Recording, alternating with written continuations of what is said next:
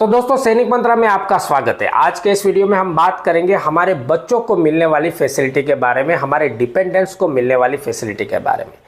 इन नियमों में काफ़ी सारे बदलाव सरकार की तरफ से किए गए। पहले जो हमारे बच्चों को, हमारे डिपेंडेंट्स को फैसिलिटी मिलती थी वो उनके एज के आधार पर या फिर उनके मैरिटल स्टेटस के आधार पर मिलती थी, लेकिन अब सरकार ने इन नियमों में काफ़ी सारा बदलाव कर दिया है। अब हमारे बच्चों को, हमारे डिपेंडेंट्स को जो भी फैसिलिटी मिलेगी वो उनके इनकम स्टेटस के आधार पर मिलेगी। इसमें क्या क्या बदलाव हुए हैं एक गवर्नमेंट लेटर के द्वारा मैं आपको बताऊंगा, लेकिन उससे पहले आपकी प्रगति से रिलेटेड एक विशेष जानकारी आपको दे देता हूं। कुछ दिनों पहले हमने fire and safety officer course के बारे में जानकारी दी थी। ये एक ऐसा कोर्स है जो आपके सेकेंड करियर को, या आप रिटायरमेंट की तैयारी में है या फिर रिटायरमेंट हो चुके हैं, तो आप अपने सेकेंड करियर के लिए एक अधिकारी के रूप में, एक ऑफिसर के रूप में अपनी लाइफ शुरू कर सकते हैं। भाई, पूरे देश को पता है कि किसी भी एक सर्विसमैन या सोल्जर के साथ में कुछ क्वालिटी या कुछ स्पेशलिटी इनबिल्ट होती है, कुछ टैलेंट इनबिल्ट होते हैं,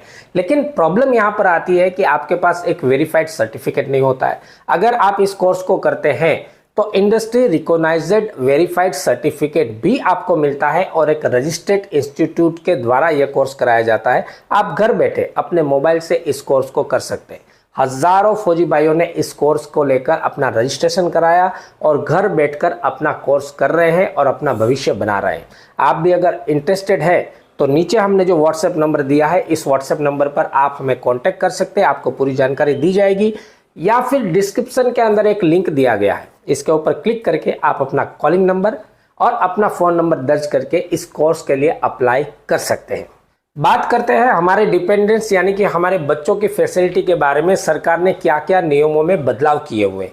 आपको एक लेटर दिखा रहा हूं जो कि 13 अप्रैल 2023 का है और केंद्रीय सैनिक बोर्ड की तरफ से यह लेटर प्रकाशित किया गया है और सभी रिकॉग्नाइज्ड ऑर्गेनाइजेशन को ये फॉरवर्ड किया गया है। इन नियमों में क्या क्या बदलाव हुआ है जरा ध्यान से देखिएगा, ताकि आप अपने बच्चों का भविष्य बनाने के लिए अच्छे से ध्यान दे सके। इस लेटर का आप सब्जेक्ट देखेंगे तो लिखा हुआ है amendment guidelines on issue of I card to dependents of ESM, यानी कि एक सर्विसमैन के जो भी डिपेंडेंट्स है उनके आई कार्ड इश्यू करने के बारे में काफी सारे बदलाव किए गए हैं। आप सभी को पता होगा कि एक सर्विसमैन के डिपेंडेंट्स को भी उनका पर्सनल आई कार्ड मिलता है। अब इन नियमों में क्या क्या बदलाव किया गया है, इनकी क्या क्या फैसिलिटी चेंज होगी, मैं टॉपिक टू टॉपिक आपको बताऊंगा। 3 अगस्त 2018 को इसके बारे में एक लेटर प्रकाशित किया गया था, जिसमें आपके डिपेंडेंट्स के आई कार्ड इशू करने के बारे में कुछ खास नियम बताए गए थे। वो नियम क्या थे और अब इन नियमों में क्या क्या बदलाव हुए हैं, मैं आसानी से आपको समझाता हूं। सबसे पहले नियम था, अगर किसी एक सर्विसमैन का बेटा डिपेंडेंट्स है यानी कि सन है, तो उसके बारे में क्या था, attending the age of 25 years और on ceasing to be dependents whichever is earlier और unemployed due to disable lifetime. मतलब कि 3 कंडीशन में आपके बेटे को उनका डिपेंडेंट्स कार्ड मिल सकता था, यानी वो 25 साल से कम एज का है, या फिर वो अभी तक स्टेबल नहीं हुआ है यानी कि आपके ऊपर डिपेंडेंट्स है, या फिर तीसरी कंडीशन ये थी कि वो अनएम्प्लॉयड है, ताकि क्योंकि वो विकलांग है, डिसेबल है, इस वजह से वो लाइफ टाइम के लिए अनएम्प्लॉयड रह सकता है, तो उसको डिपेंडेंट्स कार्ड इश्यू किया जाता था। ये पहले का नियम था। अब का नियम क्या है, उसके अंदर बदलाव किया गया है, वो मैं आपको बताता हूं। सबसे पहला नियम, अगर किसी एक सर्विसमैन का डिपेंडेंट्स उसका बेटा है तो उसके लिए पहले क्या नियम था 2018 में, या तो उसकी एज 25 साल से कम हो, या फिर वो अभी तक आपके ऊपर डिपेंड हो, स्टेबल ना हुआ, या फिर वो अपनी विकलांगता की वजह से यानी कि डिसेबिलिटी की वजह से वो असक्षम हो रोजगारी पाने के लिए, अपना जीवन चलाने के लिए, तो उनको डिपेंडेंट्स का आई कार्ड मिलता था। ये 2018 में मिलता था, लेकिन अब जो नियम चेंज किया गया है उसमें आपके बेटे के लिए क्या नियम बदलाव किया गया है ये मैं बताता हूं। अब जो बदलाव हुआ है, यदि आपका बेटा आपका डिपेंडेंट्स है तो उसके लिए क्या नियम है, still attending the age of 25 years यानी कि 25 साल से नीचे का है तो उसके लिए डिपेंडेंट कार्ड बन सकता है, या फिर अनएम्प्लॉयड, अभी तक वो एम्प्लॉयड नहीं है यानी कि किसी टाइप की रोजगारी नहीं पा सकता है तब, या फिर up to date of marriage यानी कि मैरिज से पहले तक वो डिपेंडेंट कार्ड ले सकता है। यहाँ पर बदलाव क्या हुआ है उसके ऊपर मैं आपको फोकस करना चाहता हूँ। पहले के नियम क्या थे कि जब तक वो अनएम्प्लॉयड रहता है तब तक उनको मिल सकता है, लेकिन अब नियम यह हो गया है कि अगर आपके बेटे की शादी हो चुकी है और वो अनएम्प्लॉयड है तो उनको डिपेंडेंट्स कार्ड नहीं मिलेगा, क्योंकि उनको शादी हो चुकी है तो इसका मतलब है कि उनको अपने आप में सेल्फ एम्प्लॉयड बनना पड़ेगा। तो ये एक बहुत बड़ा बदलाव हुआ है। इसके आगे क्या कहते हैं, whichever is earlier subject to income criteria, मतलब कि उनकी रोजगारी, उनके इनकम के आधार पर उनका आई कार्ड बन सकता है डिपेंडेंट्स का। दूसरा नियम एक्स सर्विसमैन की बेटियों के बारे में है। अगर एक्स सर्विसमैन की बेटी उनकी डिपेंडेंट्स है तो उनके लिए 2018 में क्या नियम था,